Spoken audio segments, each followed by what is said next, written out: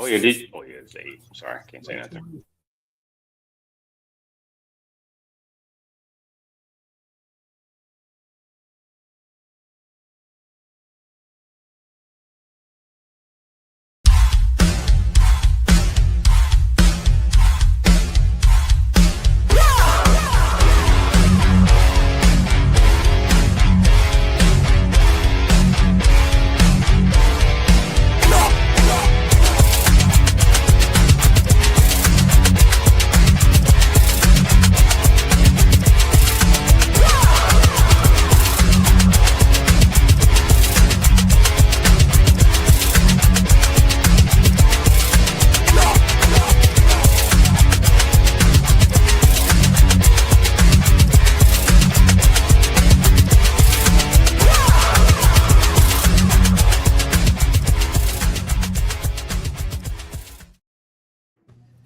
Good morning and welcome to the Sunday Morning Sports Podcast. I'm BA along with James J. Trade Martin, Keith Engel, and Jack Hurst. I hope you gentlemen are having a very good morning this morning.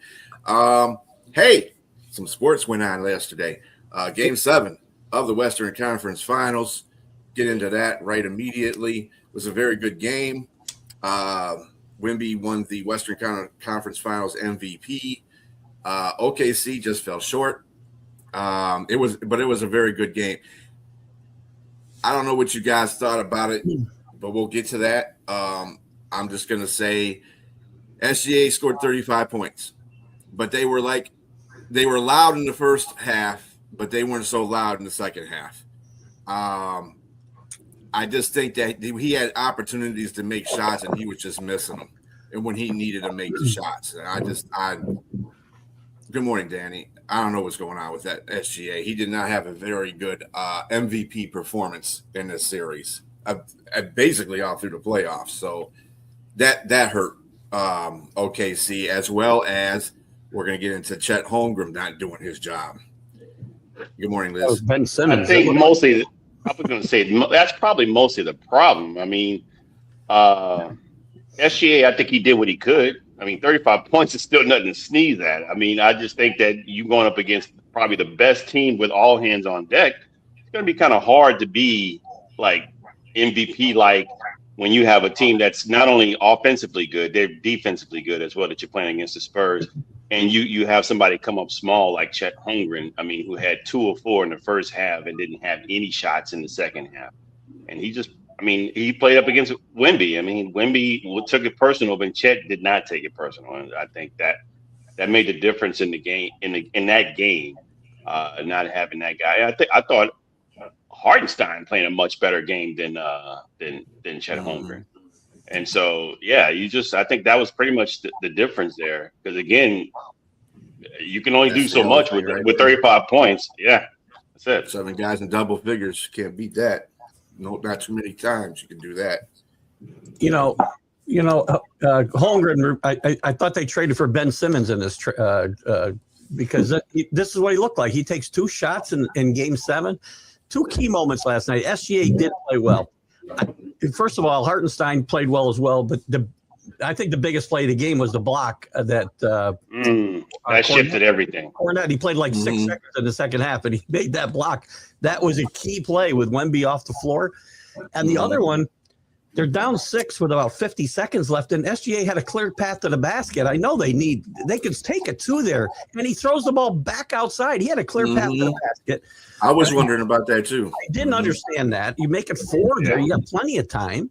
And they didn't. I don't think they were aggressive enough trying to get Wemby out of the game once he got his 5th foul with 5 or 6 minutes left too. They didn't get the ball inside. So, they played well, but they didn't play well enough. There's something missing. And to Jack's point about these teams, whether they're going to be rivals going forward, the Thunder need something to make that happen. And maybe Giannis comes up in conversation for the Oklahoma City Thunder, where I hadn't thought that'd be a possible destination. It might be now. I don't know. Now that reality set in and the Thunder are eliminated, we're not having to talk about a rivalry going forward unless San Antonio loses in the finals to the Knicks. since San Antonio enters next season and they're not the NBA champions, that they've yet to win one, then you can call it a rivalry next season because San Antonio, they would have beaten OKC, but they didn't really take the next step, didn't get to where, was maybe expected. Or they're not. So you're really going to exclude the fact that Jalen Williams didn't play? Absolutely. I'll exclude it every bit as much as I would OKC. Let me talk here. Just as much as they would OKC winning the NBA title. I don't find you guys funny at all, by the way. Just as much as Halliburton being out for the Indiana Pacers. Halliburton missed that game, but you're going to give all the glory to OKC, NBA champions, okay? But Williams is out for OKC. That is not as big as Halliburton being out for the Pacers. But you're going to disregard one thing, but you're going to point to the injury thing with the other and just fluff it off, guys. I'm not fluffing it off. No, I wouldn't do that with Halliburton. I thought that was a major deal with Halliburton being out. My only laughter was at you asking somebody to let you talk. That was the only thing I laughed at. I laughed about it a little inside myself. It had nothing to do with it. Listen, San Antonio had injuries. I got to get the point. You guys are making excuses this morning. That's what I'm No, I get it. Give credit. Don't say no. That's the thing. There's no excuse, Jack. But I'm saying to say it's not a rivalry is what you. That's what I have a problem with. I disagree with that totally. And then James, I said that is going to be determined by the end of the Knicks Spurs series. If the Spurs beat the Knicks in the NBA champions, a rivalry means either team can win it going forward, that they're basically equals for the most part. That's what a rivalry is. A rivalry isn't if one team is clearly ahead of the other team. That isn't a rivalry. Why'd we call the Yankees and Red Sox a rivalry for 4 decades when the Red Sox didn't win? No, we didn't. We didn't really call it a rivalry when the Red Sox hadn't really won yet. Like the rivalry between a hammer and a nail. That's what that rivalry. Jack, I would give you your point if the Spurs beat them 5 games in 5 games. They went 7 games, Jack, and it came down to the wire almost there. So you can't really say it's not a rivalry. I mean, especially with OKC missing a couple of key players in the game. They had all hands on deck on their side. But they had their players during the season. No, they did not. The guy he only played 33 games the whole season. Fox was hurt most of the series, and he was a key guy. And the early games are just as important as the later ones. It's still a rivalry, Jack. If they meet up and they have to go through each other, and one team or the other dominates that next 5 years, wins 4 out of 5, that's still a rivalry. If you are matching up year after year, guys, the point is this. I'm going to ask you all a question. Is San Antonio going to get better the next couple of years? Yes. In all probability. Is OKC going to get better? Maybe they could stay the same. They're not going to get better. They could get better. Why couldn't they? Why couldn't? How are they going to get better, OKC? Oh, Holmgren's going to wake up all of a sudden? Well, that's the job of the GM and the coaches, to bring in guys that can make them get better the next 3 years. You don't just stay. If you just stay as you are, then yes, you'll probably take a little bit of a step back. I don't know who they're going to bring in, who they're going to trade, who they're going to bring in as a free agent. That's not an old team. It's not like we're talking about guys. No, they're going to be a force. OKC, I'm not going to be surprised if they win 60 games next year. But Jack, I'm going to give you a comparison here. So SGA, even though I'm not going to say he's not Jordan. I'm just saying Jordan had Scottie Pippen next to him, and Jordan couldn't win without Scottie Pippen.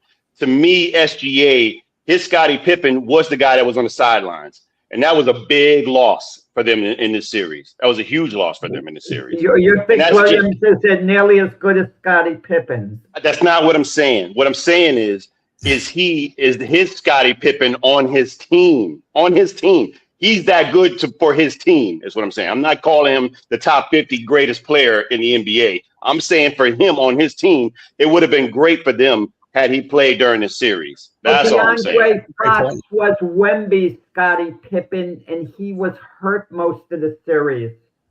He played when it mattered. He played when it mattered. But And then Game 7, he showed up. Yeah. That's what. Yes, of course. Jack, the question you asked, though, will OKC be better next year? Just Jalen Williams being healthy and playing 82 games or whatever he plays, they're going to be better just because of that. Exactly. And that's not an excuse for them losing now. There are no excuses. Right. If the Spurs lost, I would not have allowed excuses for the other two guys either. I agree. So, they may get better, they may not. I think this will be OKC is a heck of a team. They really are. They're a heck of a team. They're not going to go away. But I think their run is going to be similar to what we saw with the Denver Nuggets. They got their championship, and the Nuggets haven't been back to the finals. Maybe. If you want to crown them, Jack, crown them. Gee. No. Listen, if the Knicks beat the Spurs, yes, it's a rivalry going into next season. I'll even be excited to see the games as a rivalry because bottom line is you got to win the NBA championship. How does that matter? How does that matter? It would matter because the Spurs would have not won an NBA championship yet, and the Thunder would have won one. So it would have they're still in the Western Conference against another foe. I mean, that I don't get the fact that they got to win a championship to be a rival in their own conference. That don't make sense. They don't have to win every year. To quote James, that's just goofy. Come on, these two teams are comparable, and I'm taking away the Jalen Williams thing. I'm not even using that as an excuse for OKC. OKC has a bench. Their bench came through for them yesterday. Their starting players didn't. And if Jalen Williams was in there, I don't think it would have made a difference. You got to remember something. OKC is deep all the way down to the last player on that bench. They scored 73 points in one of those games in that series. Come on. I'm not Jalen Williams or not. Even if they had him, I don't think they would have beat the Spurs, period. They were a terrific team. I give them their due. You're missing the point. For it to be a rivalry, it has to be the type of series going forward that could go either way. Are you going to tell me that if the So that's a rivalry. If it can go either way, Jack, it gets a rivalry. They're going to unseat them next year? I don't think so. Well, I'm not going to give OKC credit here. I'm going to definitely give San Antonio Spurs credit for winning the game and playing a heck of a defensive game as well. If I just want to make one comment, we were talking about specific players. Caruso was awful yesterday. Yeah, he was awful, dreadful. I know people are going to get on Chet Holmgren, but Caruso with the turnovers, and he seemed clueless out there. Now, you could argue that he was hurt, holding his wrist and so on. You can make that case. I mean, you could argue he's trying, and Holmgren wasn't too. So Holmgren may as well not have been there. He came up small, Jack. That was a big thing. But at the same time, like I said, Wemby in the field, he owns him. Seems like he owned him that game.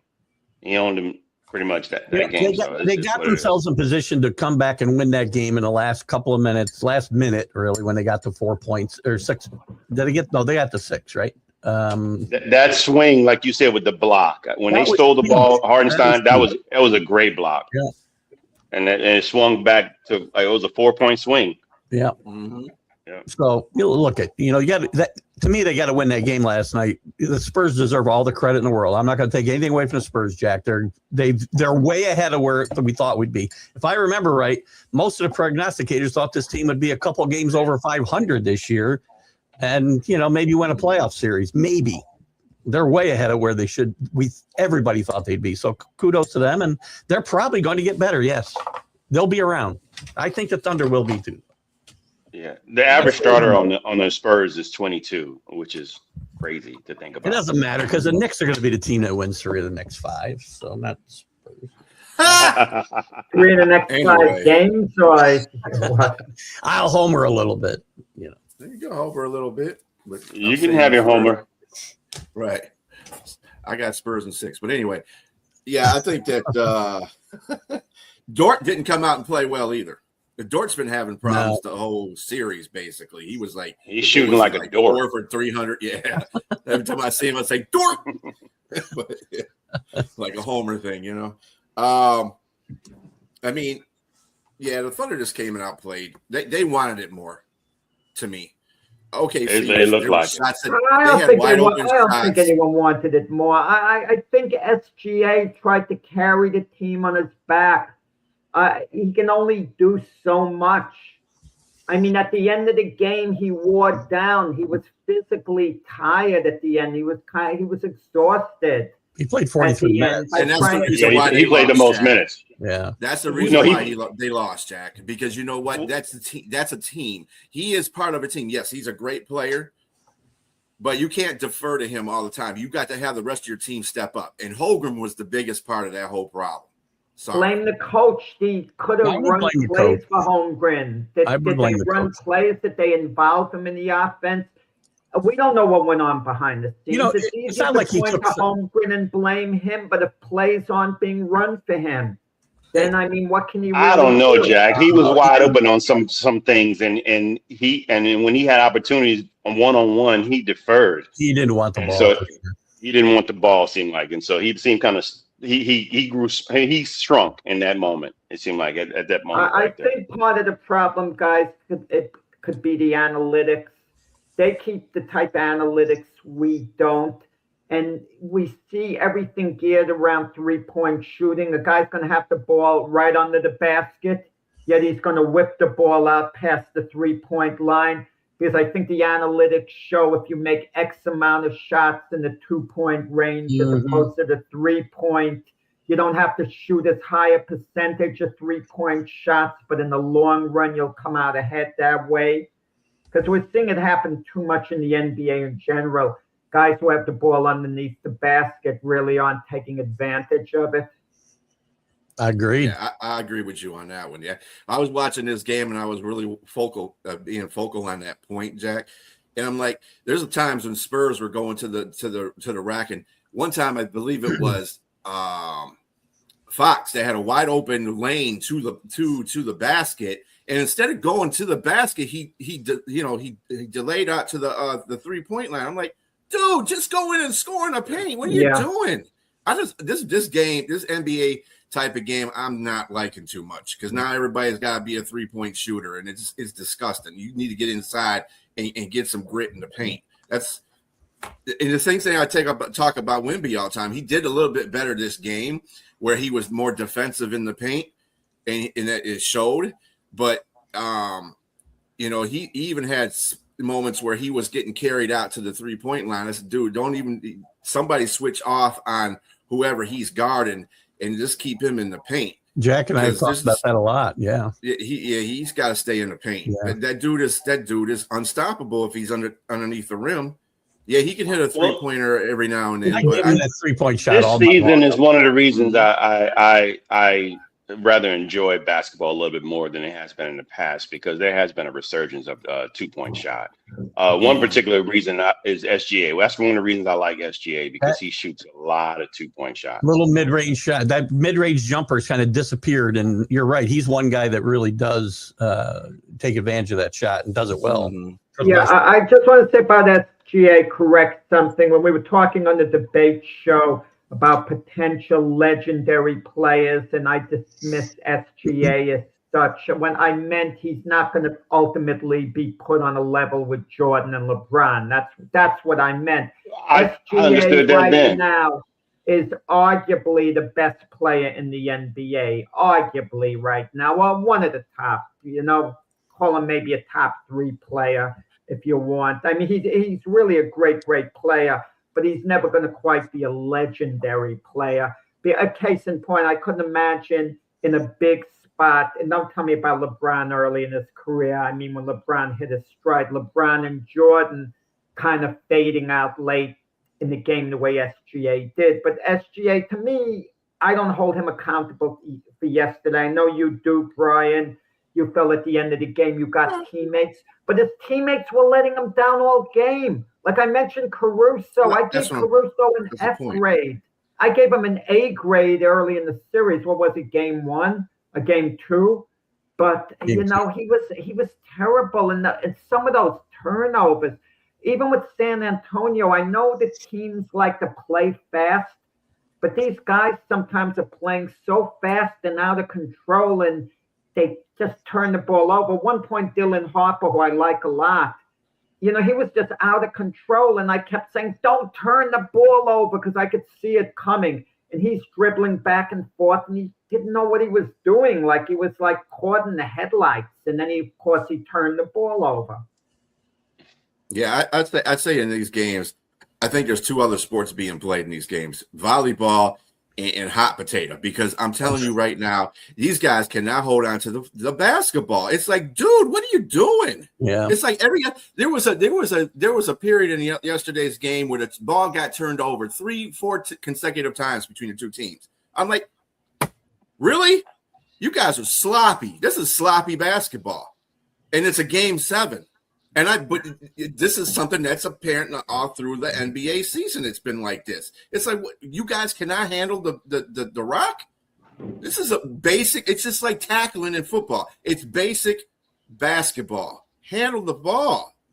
Yeah, and I think there was another little part of the game that's maybe a little underrated. San Antonio gets off to this great start. And towards the end of the second period, OKC comes back and actually grab a 3-point lead. And then San Antonio scoring the last 7 points, even though they went in only with a 4-point lead into the locker room. I think a 3-point or 4-point lead, but they went on a 7-0 run. Mm-hmm. Right.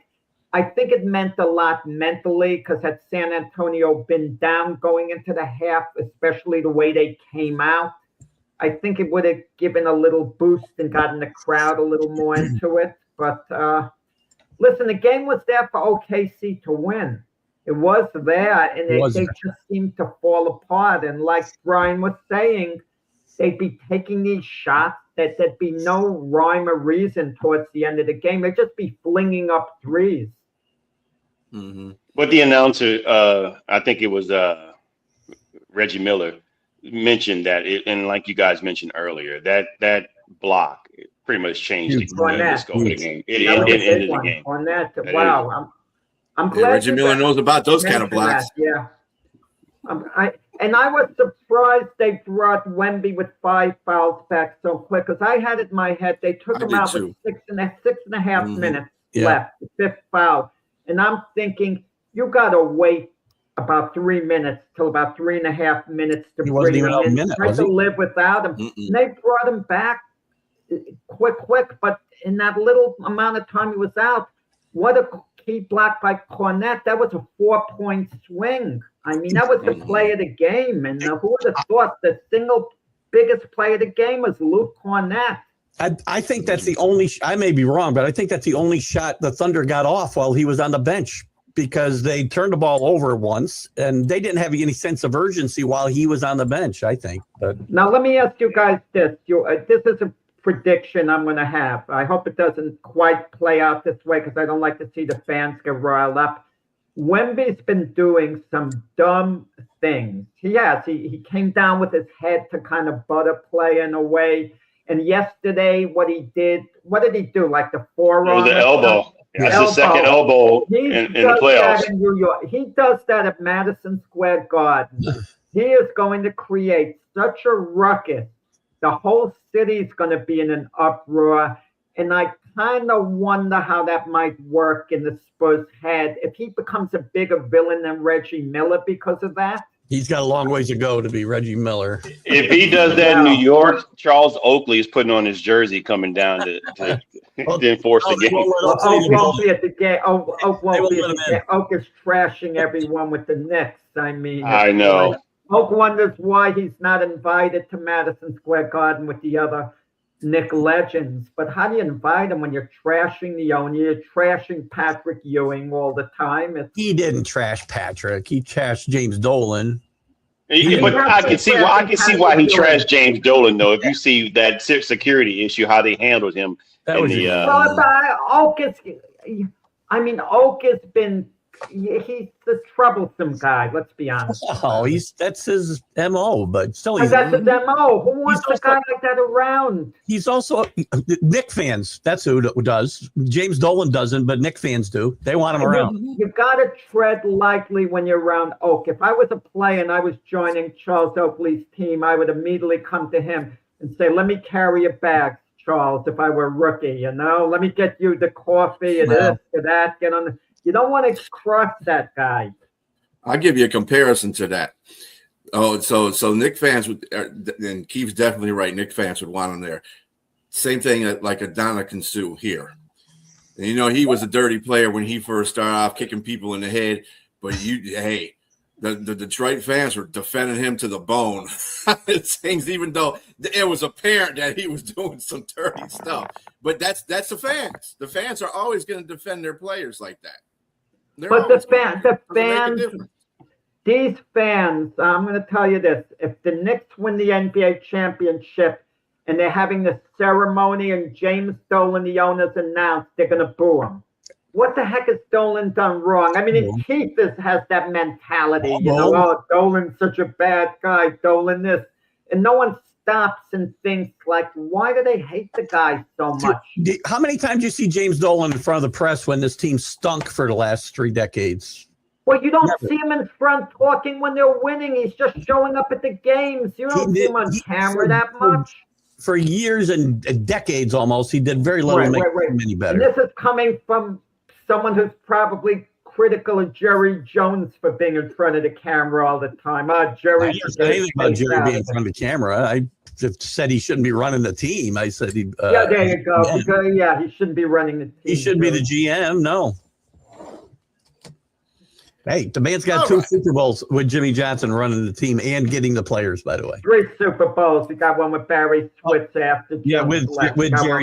With Jimmy's players. Right. Jerry did a great job with getting the Miami Dolphins when he took over as coach, over the top. Well, he did a heck of a job. It takes a village, Jack. It takes a village. It takes a village. You're right. Yeah. And by the way, head-to-head, when Jimmy Johnson came back to play the Cowboys when he was Dolphin coach, I think he played him 3 times. The Cowboys won every time. I think they got the same number of playoff victories once they left, by the way. Once he left. 0 for a long time. On that note, let's move on to how do we get on series. Jerry Jones? I don't know why I'm Dallas period. Dolan and Jerry Jones today. Good job, Jack. Good job. Of course, we have the finals coming up now, starting June the 3rd, between these San Antonio Spurs and the New York Knicks. What do you guys foresee in this series? Where do you think it's going to go? Who you got? Well, I know who Keith's got, so I ain't asking him. Not going to ask me. Wow. I'm going to ask you, how many games do you think the Knicks is going to take to win the series? I think this is a 7-game series, and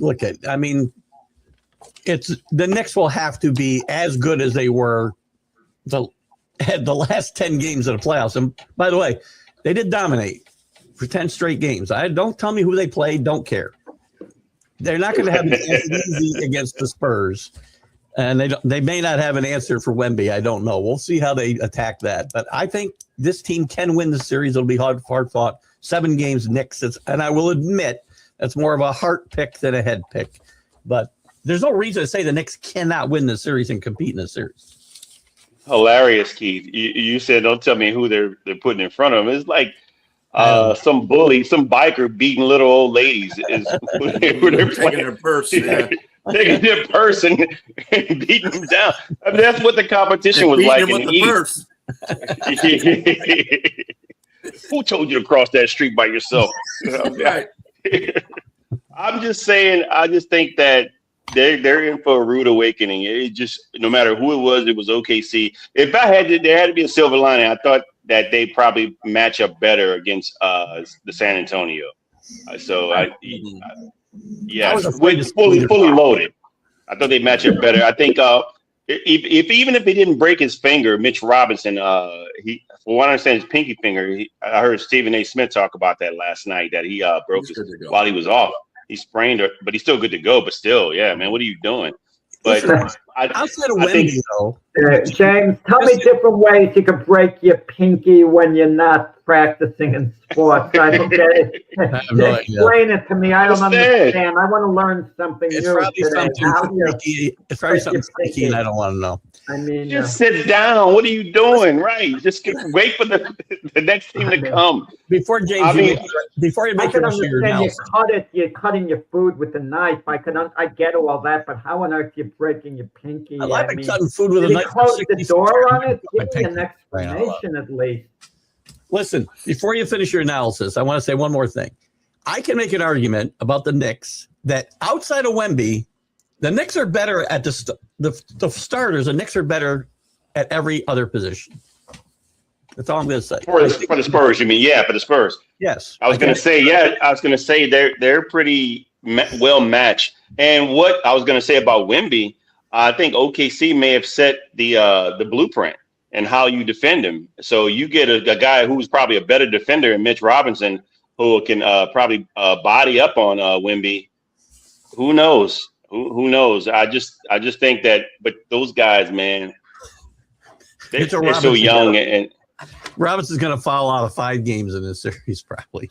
That'd be my guess. I think a lot of things that happen with Wemby. I don't really say OKC has made a blueprint of the whole situation. I think Wemby does that himself. His disciplinary under the rim is not fluent because he's still young. He's still trying to grasp defense and offense, at his young age. So there's times I'm like, dude, you got to realize that you are the big man. You got to stay in that paint and dominate. And he hasn't grasped that concept yet. And I disagree with that. I think a heavier athletic guy that bodied up on him. I mean, look at his size. He's not Shaq. He took a beating a little bit underneath that in the paint. And so let's put the numbers out there. He came out 41 and 24 the first game. Did he have any repeat of that the rest of the series? No, not even close to that. That's the point. You made the best point, James. The best point. I know this sounds crazy to say that I was disappointed in the overall performance of a Western Conference Finals MVP. Wemby was the MVP. I actually was a little disappointed after the way he dominated game 1. I didn't see that again. I don't want to see Wemby grab 7 rebounds. Are you kidding me? 7 rebounds game after game. This guy, I want to see the monster I saw game 1. I can understand some games you're not going to score a lot. You might get 21, 22 points. But give me 16, 17 boards. Play like a big man. He's not really playing like a big man. Lack of offensive rebounds, too. I mean, defensively, he's a great presence, okay, as far as being an intimidator under the basket. And it's going to be tough for Jalen Brunson and Anunoby, who like to take the game right to the basket with Wemby there. It's going to be difficult. But as far as Wemby being an offensive force, I mean, the guy's a wonderful 3-point shooter for big man, but so is Karl-Anthony Towns. Yeah. And Wemby's not using his presence offensively where they could feed him the ball. If they feed him the ball inside, no one's going to stop him for long. Mitch Robinson will get into quick foul trouble. Karl-Anthony Towns tends to get into foul trouble. He's got to be careful. They could change the whole complexion of the game. So I was disappointed in Wemby. He wasn't that monster. Yeah, but you got to give credit to the defense of OKC and what they did to stop him. A lot of credit to them, and to Danny's point, Jack. And even Holmgren, to a degree, they were banging him. They were using their physicality. But did Wemby challenge that? Let him get those guys in foul trouble. To Danny's point, though, he was the MVP of the series. The Spurs don't win if he's not there. So of course not. Of course not. But I looked at Wemby after game one as the type of player saying, I've never seen anything like this in my lifetime. This guy is going to join Jordan and LeBron as the big three and maybe even pass them 10 years from now as the greatest player. But the Wemby I see now, okay? And I drew a comparison. If I could have one guy for his whole career, they were each 21 years old and they'd each be injury-free, who would I take, Wemby or Tim Duncan? And I said I'd absolutely take Wemby. Now I don't know. I don't know who I would take if they were each injury-free. Keith, I'm not talking about injuries. Again, I'm not talking about injuries, but again,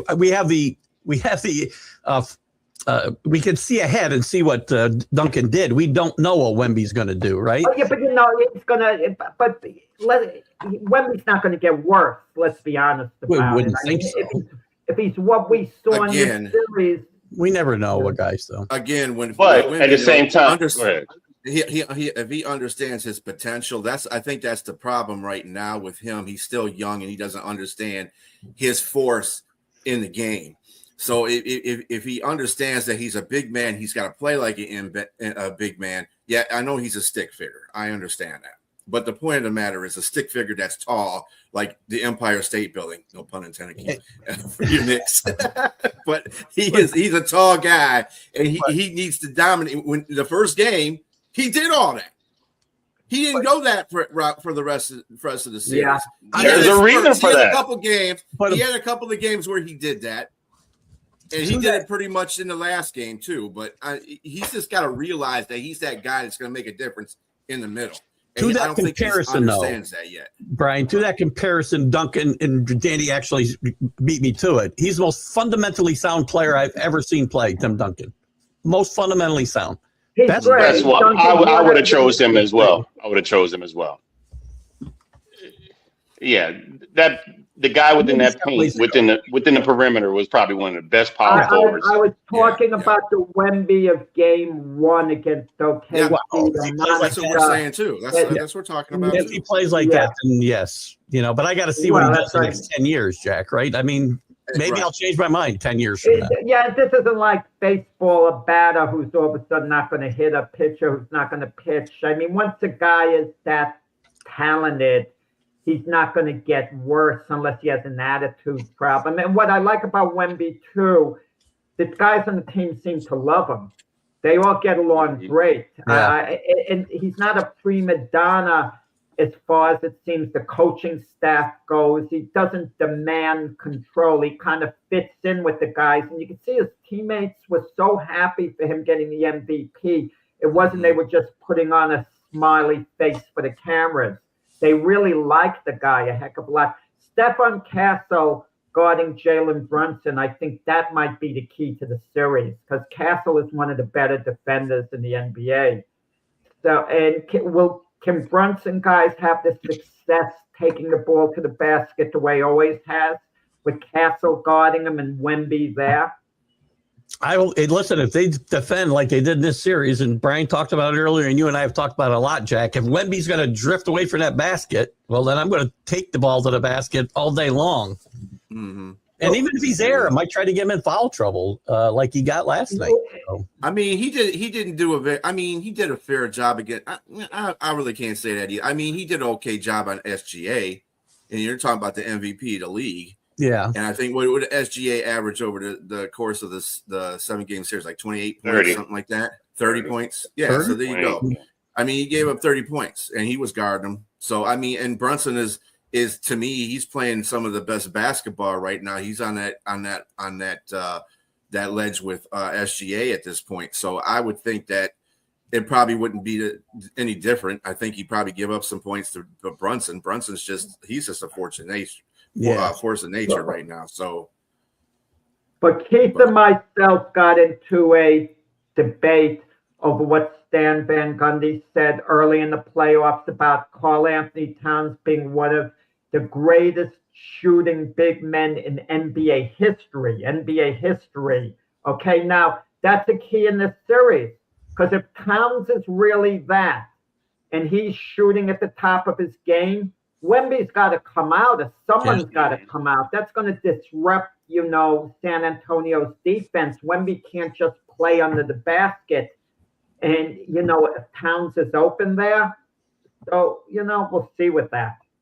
It's going to be he is going to come out, like you said, and that's going to allow for other guys to be open in other spots. So that changes differently because, when you have somebody like Hartenstein, he's not a three-point shooter. Chet was, but, he came up small. And so I would think that Wemby's going to have to come out and defend Karl Anthony Towns that far out. But it goes both ways because the guy that's coming out can shoot three-pointers as well. And Wemby. He can actually this is where I say San Antonio's defense has got to be more disciplined. I don't care. They don't have to. Wemby does not have to go out after Cat. They can just D up on somebody else. You're going to make the 3-pointers. You're going to make the 3-pointers. Okay, that's all. You got to live and die by the 3-pointers. If that's the kind of game you want to play, you're going to play that way. So you defend what you can on the 3-point line, but keep Wemby underneath the basket. That's what he's got to do. That's the discipline that defense has got to show. Because if he does not do that, the Knicks are going to make this a series. And I think the advantage for the Spurs is that Karl Anthony Towns is not a good defender, and you can only put Mitchell Robinson in so much. Like you said, he probably foul out. He probably definitely going to be 10 minutes. Yeah, he's going to be. But I think this is where Wemby's going to have a really good series. Knicks are creative too and put a smaller guy on Wemby. I think OKC did it a couple of times. You might see a smaller guy on him at a lot. OG Anunoby probably will be the guy to do that. Yeah, guys, I think the X factor is the Knicks, not San Antonio. We know what we're getting with San Antonio: a young, enthusiastic team who has upside to get better. But the Knicks, they're the X factor. Which is the real Knicks team? Because I'm going to tell you this. If this is the real Knicks team that has been destroying people by a record-breaking points differential, if this really is the real Knicks team that's hit their stride to get the regular season, they're going to roll over San Antonio. They're unbeatable. No one, I'm over series. There's no way San Antonio is even going to extend them if this is the real Knicks team, and it's doubtful if this is the real Knicks team because I think it's more an aberration the way they destroyed the opposition. I just don't see it happening, and I think as the series gets on, the Knicks will be something in between the regular season team and the team that went on this historic playoff run. So I think it's going to be a nip and tuck series. I think it's going to go 7 games. They could nick this up, as much as I want the Knicks to win, they could nick it up for sure. Nick it up. I love that. But I don't want to hear. I don't want to hear the Knicks losing 7 games. I don't want to hear, oh, what a great season. Thanks a lot, guys. That's hear from me. No celebrations. Bottom line is Knicks have to get it done. They have to win. I don't want any competitive, heartbreaking loss in the series. It kind of reminds me getting to Keith's bread and butter college basketball, Seton Hall years ago with PJ Carlissimo when they went on that great run and lost to Brian's Michigan team. Bottom line is they didn't win the NCAA title. I don't want to hear, oh, what a great year. Championship teams invited back for reunions. Near-miss teams aren't. Boy, why do I have to agree with Jack at this point? So, Jack, just before I get to James, who do you got in this series, Jack? Man, I'll tell you, I dreaded doing the show this morning, not because of you guys, because I would be forced to give a prediction. I like you guys, I don't never dread going on with you guys. Sure about that, even though you guys frustrate me a little bit, I love you guys. Find it hilarious. I'm going to go, I have to be on emotion. It's hard because when you emotionally want a team to win, can you give a fair prediction? You don't want to. And that's the problem Keith Engel has over there. Keith wants the Knicks to win so badly, he can't look at it objectively. I already said it was more of a heart than a head pick. I qualified my pick. Yeah, so I'm going to very unemotionally I'm going to go with San Antonio in 7 games. I just think that as the series goes along, the deeper we go into the series, I feel, it favors San Antonio a little bit. Kind of like you hear 2 boxers, where you hear one box is getting better as the fight goes along. I think that's the case. Game 7 would be at San Antonio. I don't know why the NBA is doing like 2-2-1-1-1. Why make the teams travel? Do the 2-3-2 scenario. They did for a while, and they went back to this. Yeah. I don't understand that either. I don't either. And then you end up with where they've been playing every other night. Now you're going to get 2 days in between games, like 4 times or something in the series. And this is going to drive Keith crazy in the future. Could you imagine the NBA as one of the finals games? They make them play somewhere like Brazil. They get on the plane, and it's on cable. We can't get it unless we subscribe to that. You want my head to explode? Come on, stop. Hey, they may be taking notes from Roger Goodell. You never know. Yeah, that's right. He's going to play the Super Bowl probably in Brazil one day. You're right, Jack. James, who you got in this series?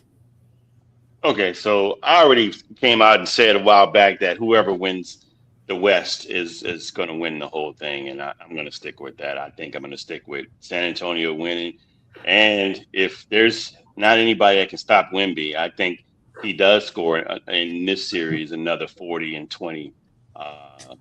I just think he's like the human cheat code, as you say, and I like them in 6. I like the Spurs in 6.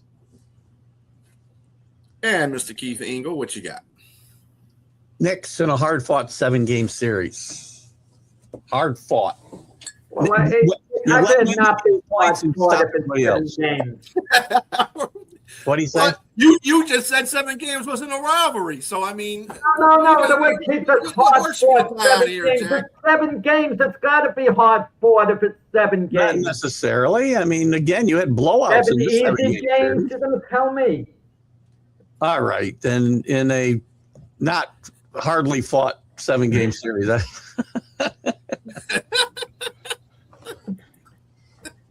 So not hard fought 7-game series in next. I don't know how to counter that.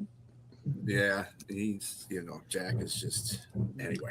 I'm going with SA in. 6 I got a Perth education here. Leave me alone.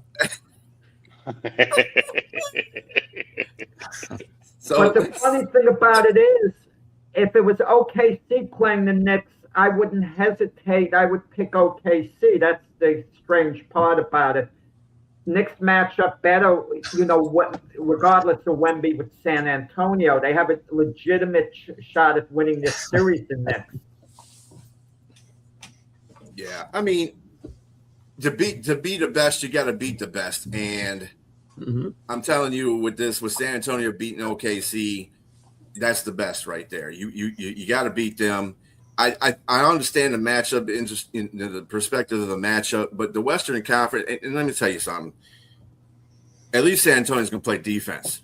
That's something New York Knicks in a while is some defense. And they didn't play no defense. So, I mean, was San Antonio like top 3 defensively in the NBA this year, and they've been showing it. So, I mean, you got to look at that as well. And I'm not saying New York is a slouch at defense either. I think they're in the top 10 as well as far as defense. And they've been playing pretty well during the playoffs, too. And the key to a lot of their offensive runs was their defense. Defense, yeah.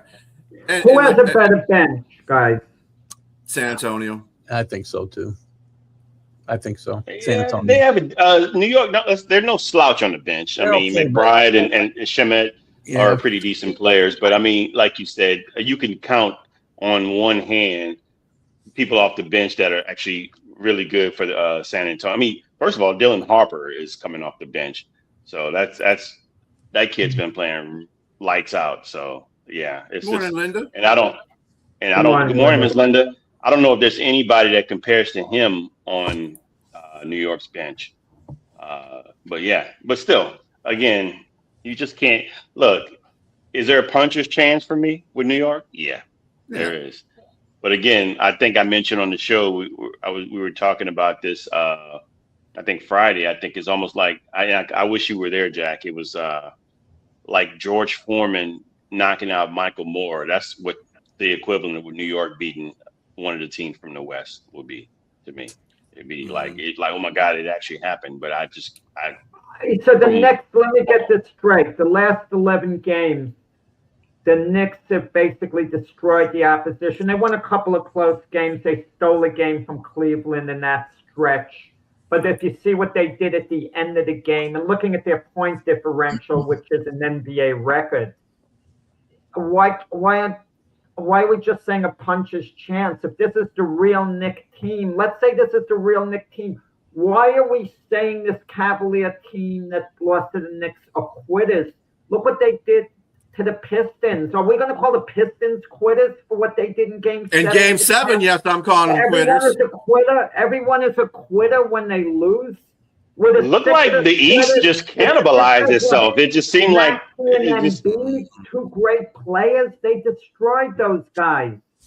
The East just looked like it cannibalized itself. I mean, because it didn't make any sense. You win against this team, and then you lose against this team that was less inferior team. It just didn't seem legit. And don't get me wrong, the Knicks look great. They do look great, but are they looking great against inferior teams? That's my question. In comparison to the West, I don't know. It's just those two West teams. Like I said, to me, the best series just ended, and that's in my opinion. The best series of the whole playoffs just ended. Yeah, but keep this in mind. If Williams been healthy for OKC, and I'll agree with you, maybe OKC wins the series. That was a big loss for OKC, to have a player Williams caliber out, with injury. So had that been the case, you feel, San Antonio is far from a lock in this series. I don't go with this puncher's chance like the Knicks. Oh, well, they could possibly win the series. I think this is a series that could go either way. I'm picking San Antonio to edge it out, but it could go either way. This is nearly a 50-50 series.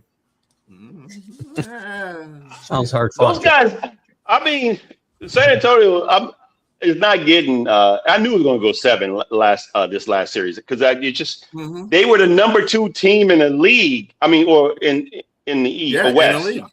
In the league. Come on, man. Are we just like overlooking them? I know they're young, but they were beating OKC up during the regular season. It's just 8 out of 12. Haven't they beaten like 8 out of 12? The Knicks won 2 out of 3 against San Antonio in the regular season, and their 2 wins were decisive. Thank you, Danny. I'm just saying this too. You got a point. James has got a point about the Eastern Conference. I think it was set up. It was set up for the Knicks to be successful, to tell you the truth, because they didn't draw. Had they drawn the Pistons instead of Pistons drawing Cleveland, because those two teams don't like each other anyway, and it was pretty much of a wash during the season between those two teams. So that series could have went either way, although I was very disappointed that the Pistons didn't even show their behind. So I don't know who came to that game. They weren't the Pistons that I knew. They were some guys off the street, I think, that played. But anyway, I think that if the Pistons and the Knicks would have gotten to a series, this would be a different conversation, because then that's who the Pistons were looking forward to play in the playoffs, was the Knicks, because that was their monster off their back. That was the monster that was on their back that they had to get off, because they lost to the Knicks last year in the playoffs, and they thought that they should have won. They thought they should have won. I didn't think they should have won, but they thought they should have won that game, that series. So, and let's not discount Boston. What happened to Boston? Where they dropped to Philadelphia. What the hell? Excuse me. Sorry. What the heck? Yeah, I think it was a good pattern for the Knicks, and I just think that they're going to meet a wall when they get to the finals. And I could be wrong. I will come on here and say that I was wrong if they win the finals for sure, without a doubt. But I think it's going to be a hard series. Yes, yeah, absolutely. But I think it's going to be a tough one for the Knicks when they face them. Did Boston quit? I think they did at the end of that series. They quit. I think they imploded. I mean, it's just I didn't get it. I just think, I mean, again, Philadelphia come back. Game 7. Tatum was out for game 7. I mean, I'm saying 3-1 though. I mean, Philadelphia was down 3-1, right? Yeah, should have won that series. But I don't think you quit. I can't think you can say they quit. Now in game 7, it's like when Cleveland gets beat by 50 in game 7. Well, they quit. Right. Mm-hmm. But when you're up 3-1, I don't think you just quit and then lose 3 games. I mean, at some point, implode. Something was wrong.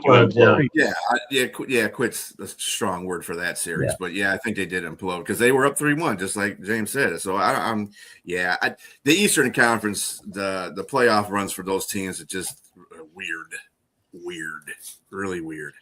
So, but we'll see. I think it's going to be a more competitive series than people think it's going to be between New York and San Antonio. Even though I still think San Antonio is going to win in 6 because of the matchups that the Knicks have with San Antonio.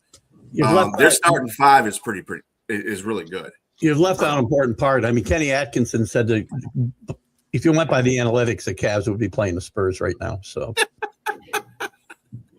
I can't believe he's still a coach after saying what a moron. I'm sorry. What a moron. That's about as Bickerstaff coming up after game 7 and saying, oh, yeah, the Pistons did a really good job in this game 7. Well, were you there? That's how I know. That's how I know they replaced everybody because Bickerstaff wouldn't never say that. God. That was a different Bickerstaff. I don't know who that was. Analytics. That's why you can take your analytics and you know what. Yeah. Jesus. Yeah. Analytics is just paper. Make them say whatever you want. Yeah. Just show me the scoreboard. So in wrapping up the show today, we do have another playoff, another finals that are coming in. This is Stanley Cup Finals. Hurricanes versus the Golden Knights. Just real quick, who has everybody got in this? James, who you got between the Hurricanes and the Golden Knights? I know this is a hockey thing, and a lot of people don't follow hockey that well. But I followed just enough to say I'm going to go with the Hurricanes. Just enough. Same here. Las Vegas is a surprise team again, even though we shouldn't be surprised knowing, their history, especially to win 4 straight to get into the finals. But I'll go with the Hurricanes. I love the way you gave hockey mop-up time. It's like they were sitting at the end of the bench and like with a 28-point lead, you're sending them in for a minute and a half. I'm going to start just for you next time, Jack. I'm going to start off with hockey. I'm going to go against the grain. I'm going to go against the grain here and take Vegas to win, keep the momentum running John Tortorella's had since he came here, and then I'll add on to my predictions. He'll win the championship and get fired in the offseason. So. I think the only thing if the Knicks get eliminated in the series, if they do lose a hard-fought 7-game series, the only way to get Keith out of his depression the next day, if he hears the news that Aaron Boone got fired as Yankee manager, that would give Keith a lift. Thank you, Jack. I like you're looking out for me. And on that note, I'm just going to say the Hurricanes in 7. I'm going to give Sonia kudos because that's her team too. So Oh Jesus! Now I'm in big trouble. I forgot. Dang it. Oh well. Darn it. All right, folks. This has been the Sunday Morning Sports Podcast. I appreciate everybody for joining in the comments. I appreciate the banner between us here. Everybody have a good rest of your Sunday. We'll see you next Sunday at 8 a.m. Stay tuned for Keith Ingles' Stream of Consciousness next at 9 o'clock. Everybody, have a great week. See you guys. Yes, bye-bye.